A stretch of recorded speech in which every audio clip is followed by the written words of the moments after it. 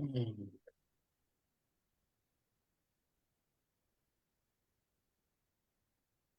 So I'm trying live streamed, but will we be live streamed and There are and live. still edited? We're live streaming now. Yeah, yeah, we can go over that. Okay. Say say that again, Lewis. I don't care whether I'm live now and never edited, or whether you edit and then make it. Well, I don't care which, but it's nice to know which. Yeah, yeah. Well, we go fully live, no edits. So Great. yeah, yeah. So That's just way that way if I make a correction, I know how to do it. yeah, yeah. And if you're just joining us, we got our first visionary business leader on of the the since we reconvened. But first, I wanted to have Corey introduce himself, and then I'm going to get right to Lewis here, who we're excited to have on. Hey, I'm Corey Knott, and I am co-owner of Takeaway Coaching, and I do business coaching for partners, so people who want to be in business together and would like it to be harmonious and productive. Excellent. Well, I'm going to read a bit of Lewis's bio, and he's really an impressive guy to know the things that he has done in his career. And he actually spoke at our mastermind a few weeks ago for Rotary, and he is just an incredible speaker, presenter, and just person, as you'll see. And here's a little bit on his bio. Um, I and this is in his own words. I recognize that in this lifetime I am a privileged 14th generation Anglo-American raised in Minneapolis, St. Paul, with an Amherst BA in political science and a Stanford MBA in entrepreneurial management. I co-started Griggs Productions in 1982, and in the past 40 years have co-authored 2 published books going international and valuing diversity, co-produced 23 videos and guides going international, valuing diversity, valuing relationship and human energy at work, an interactive multimedia internet intra-learning e-learning program. The potential is yours. Other printed training materials and training services co-produced by the Origin National Diversity Conference, which you sold to SHRM, a major human affairs group, presented many national and local TV and radio appearances and other frequent conferences and speaking engagements. He also has a TED Talk with over a few million views. I don't know what the count is, but with that, I'm going to turn over to you, Lewis, to just tell us what you do, because I know you're really a man of many traits, but I really see you as a pioneer in this issue of diversity inclusion that has really come into the fore recently. And I just love how you approach this issue and have studied it really for your whole professional career, more or less. Thank you, David, and thank you, Corey. I also am a coach now of especially white men like me, because that's all I know. It takes one to know one, and I love to share what I've learned and help each of us understand how to become all we're capable of being. And once we're being that capable, we can do a lot and be wonderful leaders, especially if we value the diversity actually as a gift from each of the people with whom we live and work. And I had to learn that, so I'm going to share how I learned that in a business-like way, not just a spiritual way, because it's about being all we can be so that we can serve with our whatever privilege we have. Yeah, and I'll just say that some of the things I see is unique about you is this presence that you have with people. You really approach everybody with such this openness and that presence that you have. And I think you teach that in your seminars. You've taught kind of the who's who of corporate America. I don't know if you can describe some of the seminars that you've given and what you teach in those. You actually have that fascinating story about how you even created that whole program where you went around to all the Fortune 500 companies and others and got them to pony up money to really develop really the one of the nation's first programs of its kind. That's true. It was quite entrepreneurial, and to be totally authentic, to help anyone who doesn't yet know or feel secure about are they being all they're capable of being? And what's my life purpose yet? That happens in our late 20s for most males, not in our late teens. And that was true for me. After working in the government, I worked in public television, both in Boston and San Francisco, and a startup company. And I still, at age 29, didn't know exactly what my life's purpose was. So I guess I was called to use the word in all the ways it is used. Um, through a near-death experience to have that conversation with the source of energy that I experienced in that light. And I didn't used to share that, but now I love sharing it because when I was asked, what does it keep you from being all you're capable of being, Lewis? I have to own that I already was raised with enough privilege and education and lucky DNA that I was able to do almost everything I wanted. So I want all of us leaders to own with pride what we have already been able to do with whatever success and skills we have. And not but, and when I was asked what keeps me from being all I'm capable of being, I really didn't know because I knew how to do all I was capable of doing. And it was in that question that I had to answer, for me, the truth is, being raised as a straight white Anglo male of 14 generations and private education and all that leadership, I had no idea how to relate more intimately with anybody different than I who didn't fit in that tribe. And instead of ever being arrogant about that, or guilty and shameful about it, I felt um, almost embarrassed that with that privilege came 100% ethnocentrism and ignorance about how to. And and I don't mean ignorance. Ignorance comes from the word ignore. Well, guess what? I didn't intentionally go, I'm ignoring you because you're different out of arrogance. I didn't know how to relate because everybody else had learned to do all the bridging to relate to people like me or those of us who are like whatever this is, right? And so when I realized that, I was told by this voice, well, there it is then. There's your life's work. So I then went and got my Stanford MBA so I could intentionally know the language of the people with whom I was going to be interacting and understand their consciousness and their doing. And the entrepreneurial part of that left brain skill that came naturally and that I mastered at Stanford was that when I got out of trying to raise venture capital for a genetic engineering company, 8 pharmaceutical executives from Japan came, and I'm the one who met with them alone. Strange, because all the scientists didn't know how to have a business meeting yet, and that's what this was. They knew how to do that, I thought. And guess what? 8 people speaking Japanese and English with me helped me realize at age 35 for the first day in my life that I didn't have a clue what to do. That meeting to have any power, and I don't mean power over, I mean to have any impact to even closing. So the reason I spent the time to answer it that way is that's what led me. And I go home and told my global wife that I'd met at business school, and she looked at me and went, "You didn't know that? How can you be so educated and intelligent and stupid?" She said lovingly, or ignorant, as though she meant. We're going to start the first diversity training in the United States to teach straight white males like you who don't get it how to get it. No shame, no blame, even with her love, but just, well, I want to help you. And she was smart enough to make sure that every video and every guide and every workshop was edited by me because it was useless until I got it.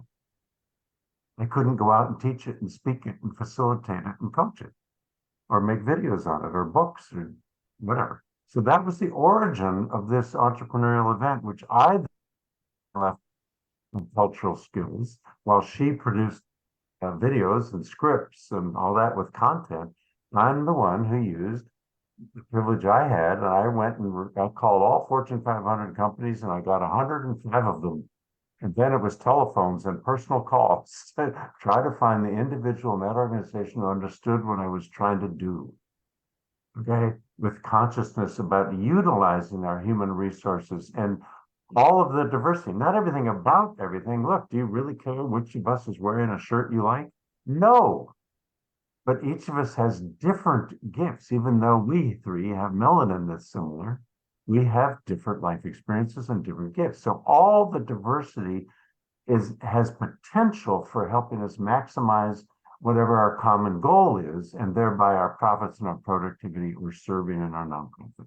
That's the essence of my entire company, and how I did it from scratch without having had the experience with my skills and used everyone else's skills. We only hired people that valued what we were trying to be and say and do with their skills.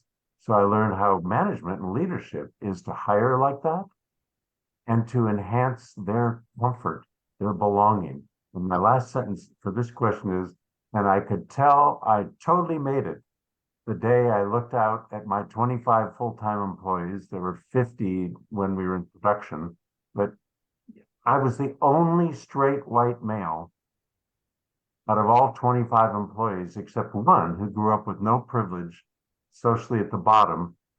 But still, I looked around and went, wow, this is way better than just having a bunch of my tennis playing friends with me.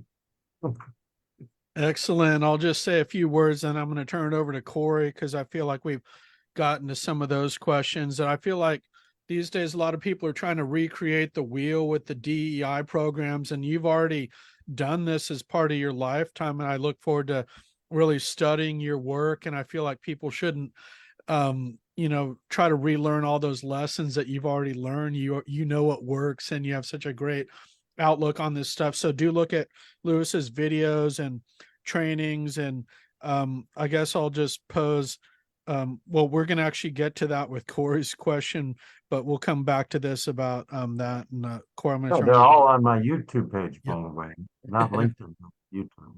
Mhm. Great. All right. Oh, so over to me.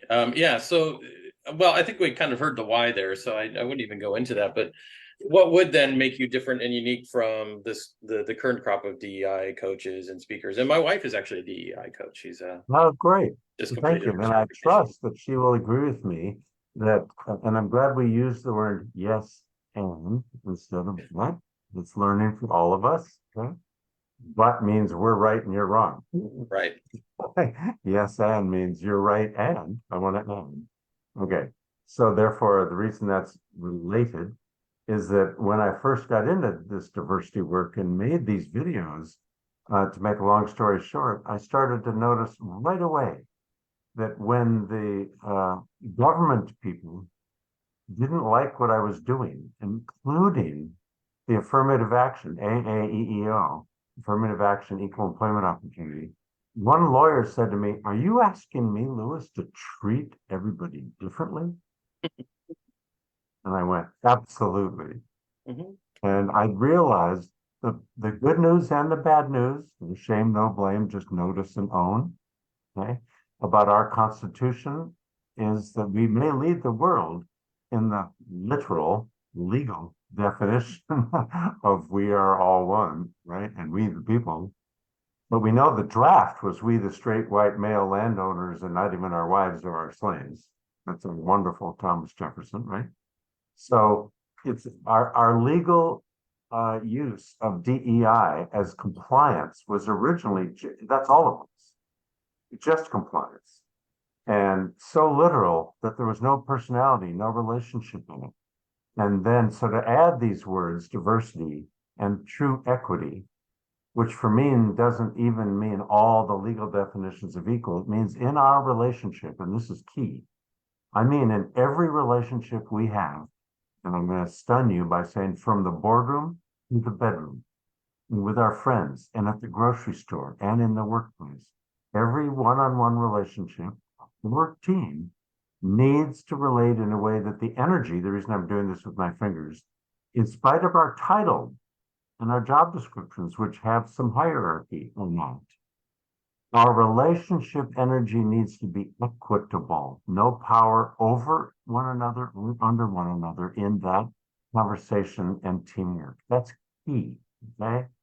And then, so I've always spoken like that, and I've always been an outlier in that way. And it's still not enough. If I had a graph with you now, draw yourself a normal shaped cone and then cut it in half and then cut each half in quarter. And notice that over in the far right corner, oh, this is personal, interpersonal, organizational, and systemic. So over in the far right corner, systemic is new and is sometimes used, but it's still very, let's say, clinical and left brain, which is how a machine works with all these diverse parts. It's a system. It's fantastic. Yes.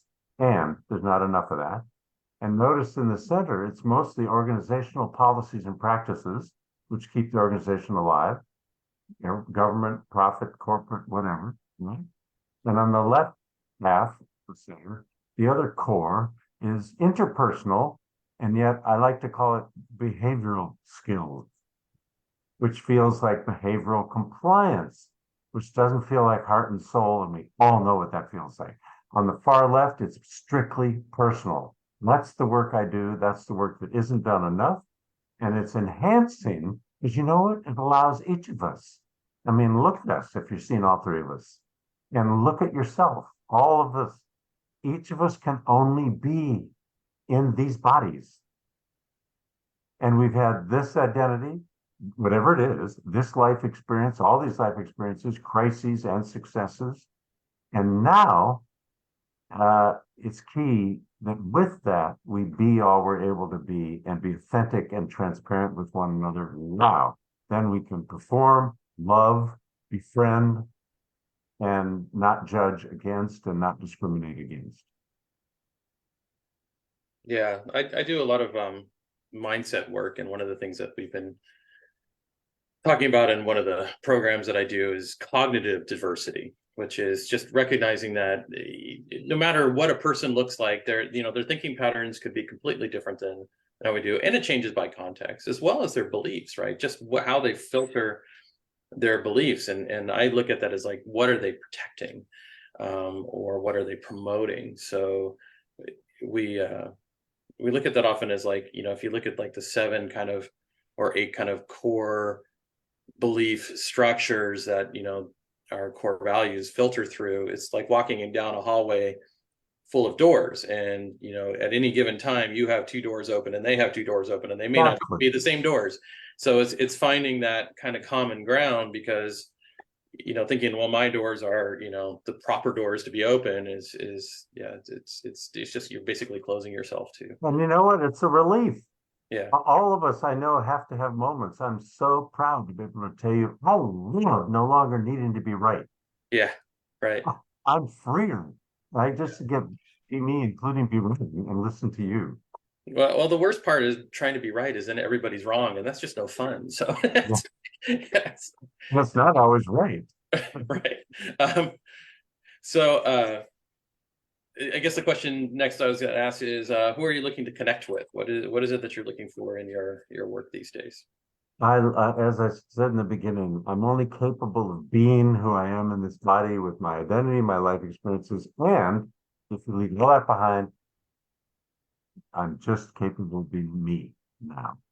And therefore, I like working best, not only with all the diverse people with whom I can have those wonderful experiences. That's my joy in life outside just my wife and my children.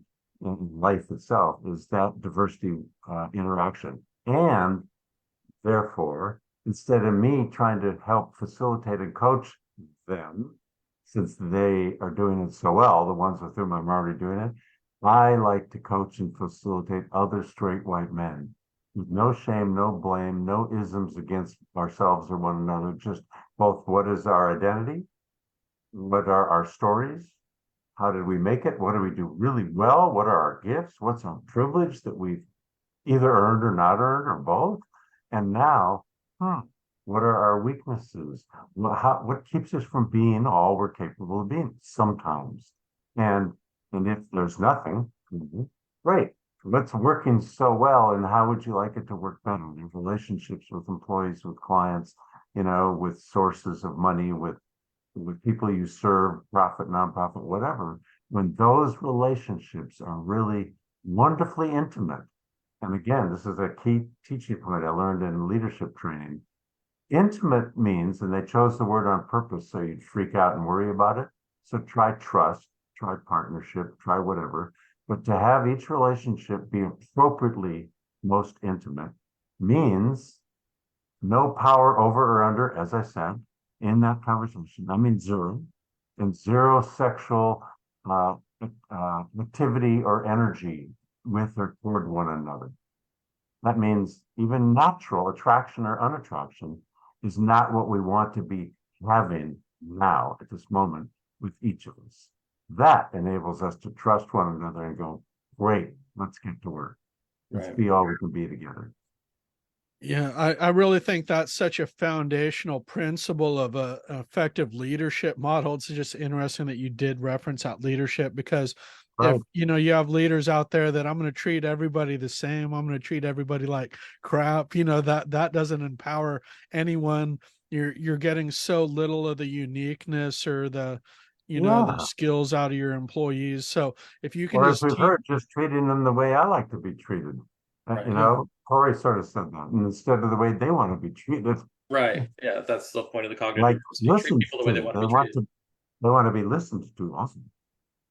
Yeah. That's key. Right. Cool. Yeah. See, that's leading edge work. So that's the only way I'm a leader, by being an expert in how to recover from my ethnocentrism. See, no shame, just ownership. And it's such a gift to be learning every day. Yeah, great. I'm going to put some of the links to your website and things. And I don't know if there's any other closing remarks. We didn't touch on maybe we can end with your essential message, if you don't mind just telling us a little bit about what that is. And we'll end right about 11:30. Yeah.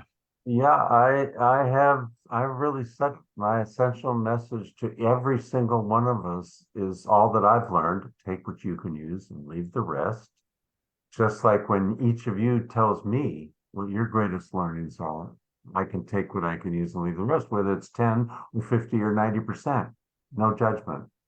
And that's key, actually.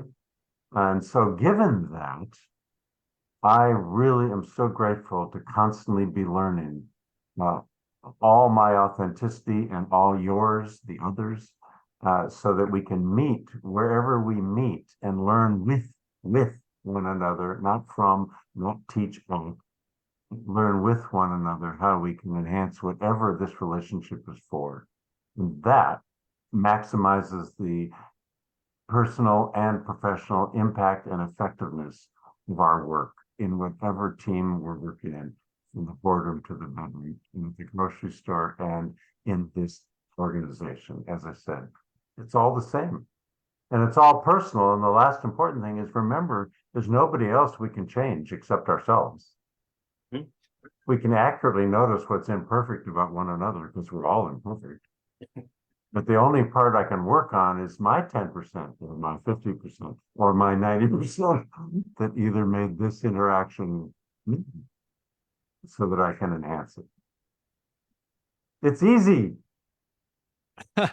Well, great. Well, we'll keep in touch. I'd love to hear you come present again and locally, and share that and encourage others in our network to come, because I do really think you got to see Lewis in action too. It's great that we were able to touch on this stuff in the podcast and actually dive into some more stuff that we didn't hear you present on, but do hear him in person in one of his workshops, and I'll maybe we can help facilitate that somehow. Absolutely. Yeah. Absolutely.